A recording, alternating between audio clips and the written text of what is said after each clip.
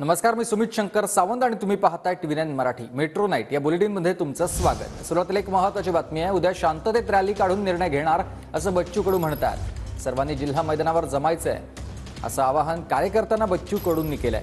उद्या science core मैदानावर अमित शहांची सभा होणार आहे। प्रहारच्या सभेची मात्र परवानगी रद्द करण्यात आली आहे आणि त्यामुळेच बच्चू कडूंची ही भूमिका।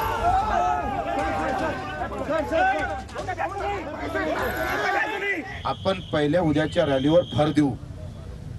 जे जे गावात असन, खेड्यात असन, जे जे न्यायप्रिय लोक असल, त्यांनी पक्ष पात जात पात धर्म न पाहता मिळेल त्या गाडीनं उद्या 10 वाजता जिल्हा स्टेडियमवर यायचं आहे।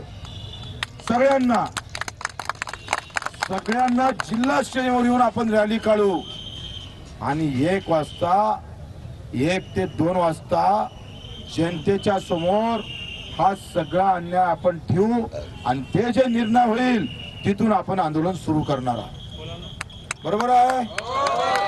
आणि म्हणून आता आपण पहिले रॅलीवर भर देण्यासाठी आपल्या सर्व परवानग्या जिल्हा स्टेडियमच्या नेहरू मैदानाच्या रॅलीच्या आपल्या भेटल्या आहेत। उद्या सगळ्या कार्यकर्त्याला विचारून सगळ्या जनतेनं जे म्हणेल, कारण 25 नंतर 26 तारीख आहे मतदानाची, यांचं जे प्लॅनिंग आहे हे अतिशय वेगळं आहे।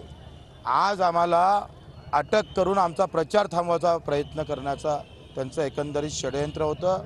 7 तास आमचा प्रचार या पोलीस आयुक्तांना थांबवलेला आहे, पोलीस प्रशासनानं थांबवला आहे, आचारसंहितेचा भंग त्यांनी केलेला आहे।